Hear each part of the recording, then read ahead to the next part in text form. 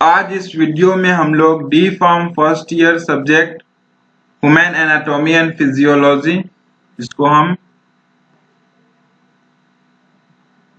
APH कहते हैं या एचएपी भी कहते हैं, ह्यूमन एनाटॉमी एंड फिजियोलॉजी में फर्स्ट चैप्टर सेल पढ़ेंगे। ठीक है,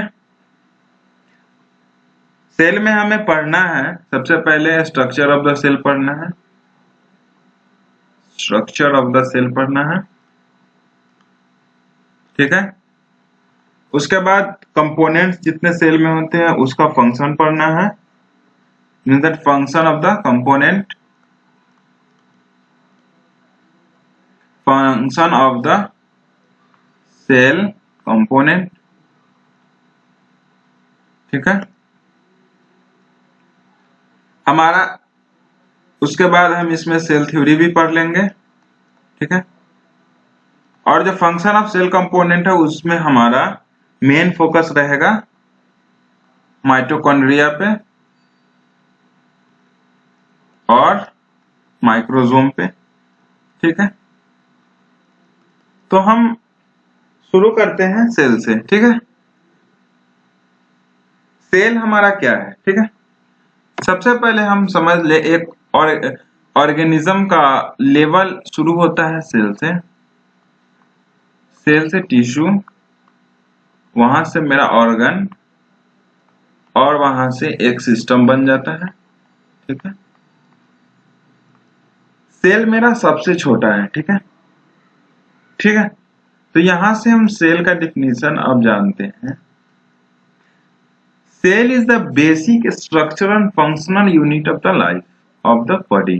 ठीक है, the basic structural and functional unit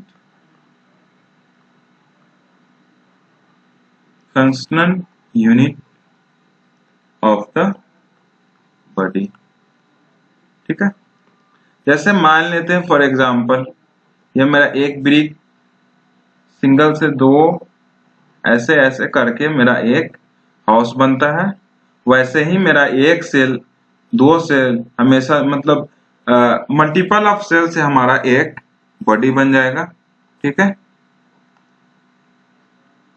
the building block of the body हम सेल को कहते हैं the building block of the body is the cell.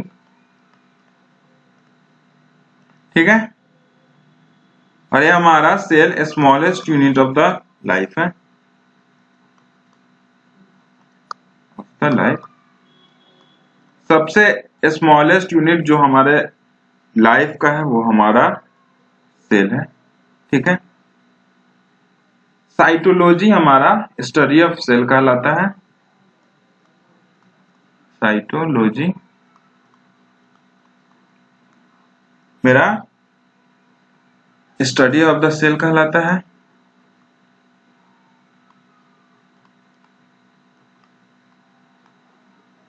ठीक है, साइटोलॉजी को हम सेलुलर बायोलॉजी भी कहते हैं। ठीक है, जितने भी लिविंग थिंग्स है वो या तो प्लांट हो या फिर एनिमल्स हो, सभी सेल के बने होते हैं। All the living things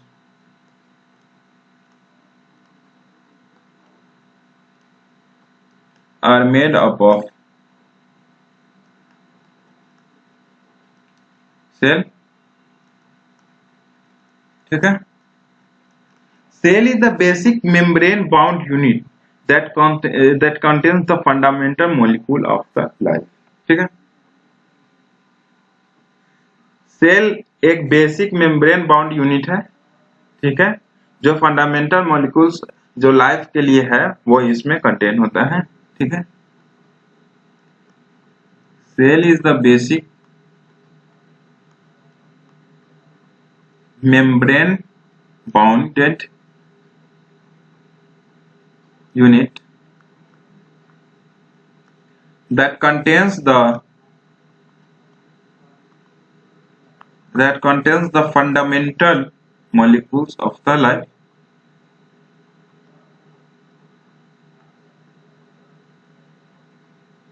molecules of the life। ठीक है, अब हम सेल तो हमें समझ में आ गया कि सेल क्या होता है। हमारा बॉडी एक सेल से बना होता है, ठीक है, एक सेल से नहीं, मतलब एक मल्टीपल टाइप्स ऑफ सेल से बना होता है बॉडी मेरा। हमारे बॉडी का जो स्मॉलेस्ट स्ट्रक्चर और फंक्शन एंड यूनिट है जो मेरा सेल है, ठीक है। अब हम फंक्शन जानते हैं सेल का, फंक्शन ऑफ सेल, ठीक है। सेल मेरा स्ट्रक्चर प्रोवाइड करता है और सपोर्ट भी प्रोवाइड करता है, प्रोवाइड स्ट्रक्चर एंड सपोर्ट, ठीक है। दूसरा मेरा हुआ माइटोसिस के थ्रू ग्रोथ करता है, ठीक है, फैसिलिटेट ग्रोथ थ्रू माइटोसिस, ठीक है। एक्टिव और पैसिव ट्रांसपोर्ट होता है, उसको हमारा सेल अलाउ करता है, परमिएबल मेम्ब्रेन जो रहता है उससे, ठीक है। Allow active and passive transport से हमारा फ्लूइड ट्रांसपोर्ट हो करता है, ठीक है, ठीक है। अब मेरा सेल है वो एनर्जी प्रोवाइड करता है बॉडी को, provide energy to the body. जो हम फूड कंज्यूम करते हैं वो सेल मेरा फिर उसको यूटिलाइज करता है, जिससे एनर्जी रिलीज होता है और वो एनर्जी बॉडी को प्रोवाइड करता है सेल। मेटाबॉलिक रिएक्शन क्रिएट करता है सेल, क्रिएट मेटाबॉलिक रिएक्शन, ठीक है।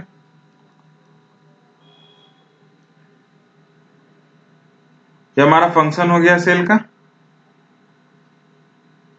कंपोनेंट्स ऑफ हम सेल देखेंगे, मेनली हमें यहाँ एनिमल सेल पढ़ना है, एनिमल सेल।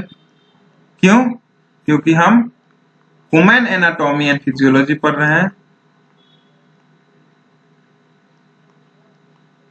फिजियोलॉजी पढ़ रहे हैं, एनाटॉमी एंड फिजियोलॉजी पढ़ रहे हैं। एनाटॉमी में स्ट्रक्चर पढ़ेंगे और फिजियोलॉजी में फंक्शन पढ़ेंगे।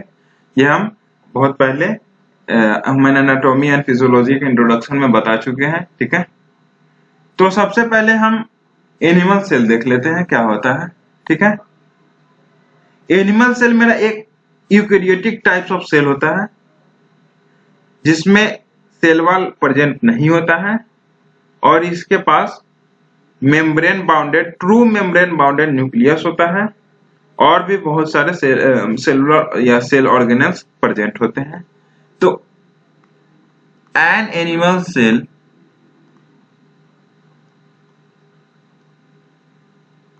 is a type of eukaryotic cell that lacks a cell wall and has a true membrane bounded nucleus,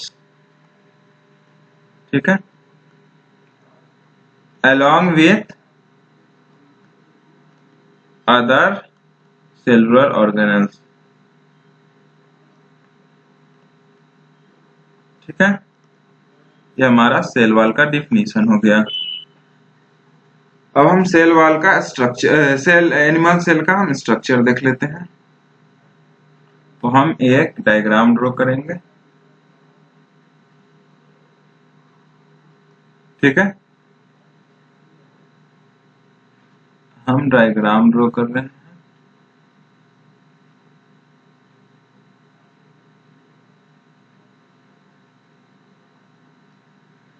diagram हमें उतना मतलब क्योंकि ड्रॉ इस पे करने का हैबिट नहीं है। ये मेरा सेल मेम्ब्रेन हो गया, ठीक है। ये मेरा लाइसोसोम हो गया, ठीक है। ये मेरा माइटोकॉन्ड्रिया हो गया, जिसके बारे में अभी डिटेल में पढ़ना है हमें, ठीक है।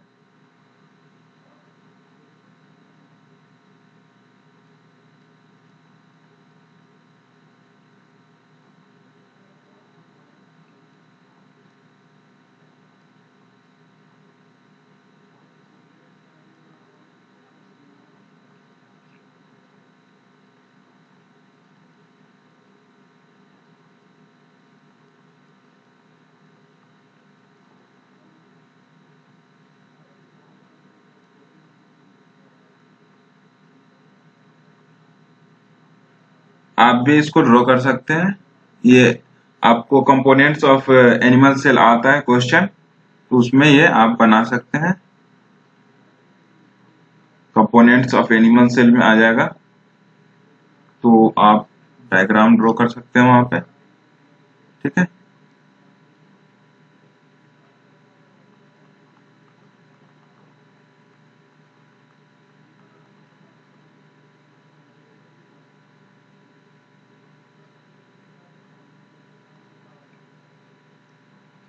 ये मेरा माइटोकॉन्ड्रिया हो गया, ये मेरा सेंट्रोसोम हो गया, ये मेरा न्यूक्लियस हो गया, ये मेरा न्यूक्लियोलस हो गया,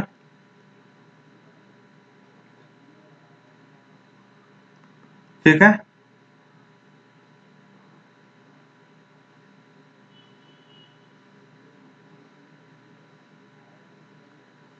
ये मेरा गोल्गी अपैरेटस हो गया, गोल्गी बॉडी हो गया, इसको गोल्गी अपैरेटस भी कहते हैं। ये मेरा राइबोसोम हो गया,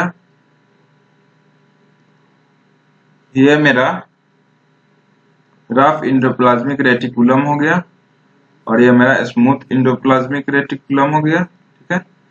ये मेरा फिगर हो गया एनिमल सेल का, ठीक है।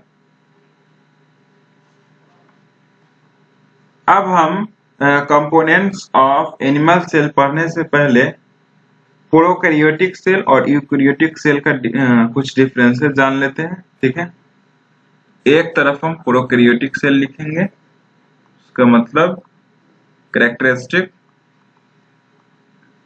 और एक तरफ हम यूकैरियोटिक सेल,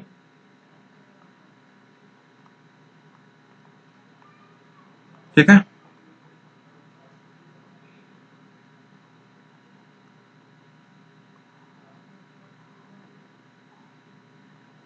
तो मेरा प्रोकैरियोटिक सेल जिसमें एक क्रोमोसोम प्रेजेंट होता है, बट वो भी मेनली मेरा ट्रू नहीं रहता, one chromosome but not true, ठीक है। मेरा यूकैरियोटिक सेल में more than one chromosome present रहता है। मेरा यूकैरियोटिक सेल कॉम्प्लेक्स टाइप का रहता है, मोर देन वन क्रोमोसोम, ठीक है। ये मेरा प्रोकैरियोटिक सेल यूनिसेलुलर रहता है मेनली। मेरा यूकैरियोटिक सेल यूजुअली मल्टीसेलुलर रहता है, ठीक है। प्रोकैरियोटिक सेल मेरा लाइसोसोम मेरा कंटेन नहीं करता है, लाइसोसोम मेरा यहाँ प्रोकैरियोटिक सेल में एब्सेंट रहता है। मेरा यूकैरियोटिक सेल में लाइसोसोम प्रेजेंट रहता है,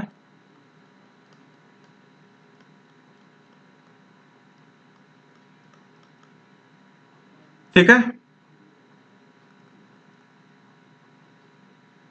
और मेरा इंडोप्लाज्मिक रेटिकुलम ईआर मेरा यहाँ एब्सेंट रहता है प्रोकैरियोटिक सेल में। यूकैरियोटिक सेल में मेरा इंडोप्लाज्मिक रेटिकुलम प्रेजेंट रहता है, ठीक है। माइटोकॉन्ड्रिया मेरा प्रोकैरियोटिक सेल में एब्सेंट रहता है। माइटोकॉन्ड्रिया को हम power house of the cell भी कहते हैं। माइटोकॉन्ड्रिया इज एब्सेंट, ठीक है। यूकैरियोटिक सेल में मेरा माइटोकॉन्ड्रिया प्रेजेंट रहता है, ठीक है।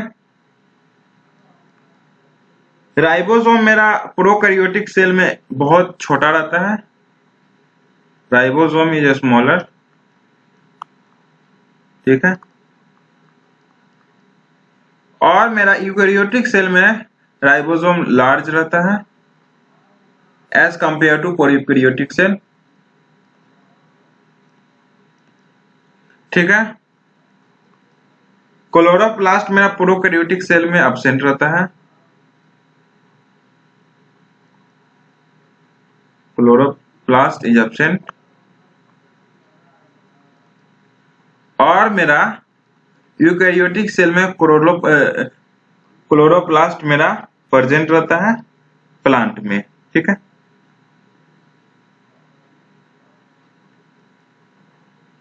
क्लोरोप्लास्ट इज प्रेजेंट, ठीक है, प्लांट्स में, ठीक है। सेल साइज मेरा, ठीक है, सेल साइज प्रोकैरियोटिक सेल का 1 से 10 म्यूएम रहता है और यूकैरियोटिक सेल का सेल साइज मेरा 10 से 100 म्यूएम रहता है, ठीक है। तो मेरा यूकैरियोटिक सेल प्रोकैरियोटिक सेल से कॉम्प्लेक्स है। प्रोकैरियोटिक और यूकैरियोटिक सेल्स के डिफरेंसेस जानने के बाद हम प्लांट सेल और एनिमल सेल का भी डिफरेंसेस जानेंगे, ठीक है।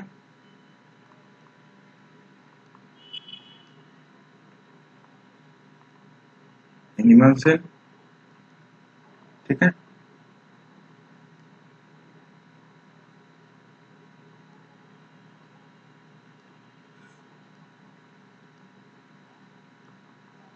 सबसे पहले हम प्लांट सेल और एनिमल सेल के सेल शेप के बारे में बात करेंगे। तो मेरा प्लांट सेल का सेल शेप मेरा स्क्वायर या रेक्टेंगुलर टाइप का रहता है, ठीक है। एनिमल सेल का मेरा इरेगुलर रहता है या राउंड रहता है, ठीक है। सेल वॉल मेरा प्लांट सेल में प्रेजेंट रहता है, एनिमल सेल में एब्सेंट रहता है, प्रेजेंट रहता है, और यहाँ एनिमल सेल में मेरा एब्सेंट रहता है। मेजर डिफरेंस है एनिमल सेल और प्लांट सेल का, ठीक है। प्लाज्मा मेम्ब्रेन मेरा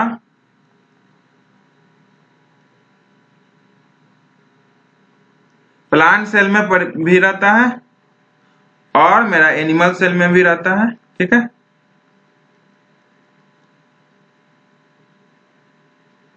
न्यूक्लियस मेरा प्रेजेंट रहता है मेरे एक किसी साइड में, प्लांट सेल में न्यूक्लियस प्रेजेंट रहता है।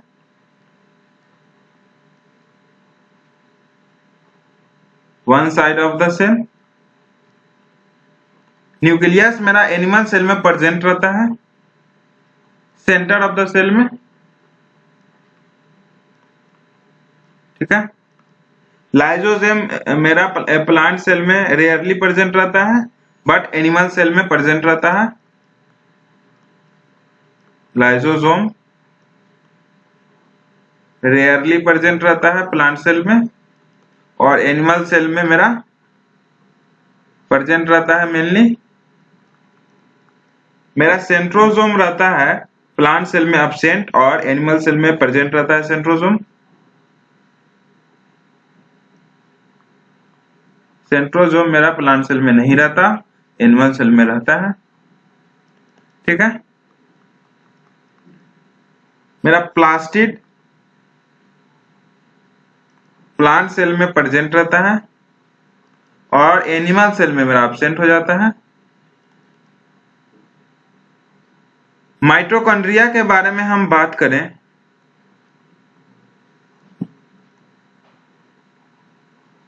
तो माइटोकॉन्ड्रिया मेरा प्लांट सेल में बहुत कम नंबर में रहता है पीवी नंबर। एनिमल सेल में माइटोकॉन्ड्रिया न्यूमरस रहता है, बहुत ज्यादा रहता है, ठीक है।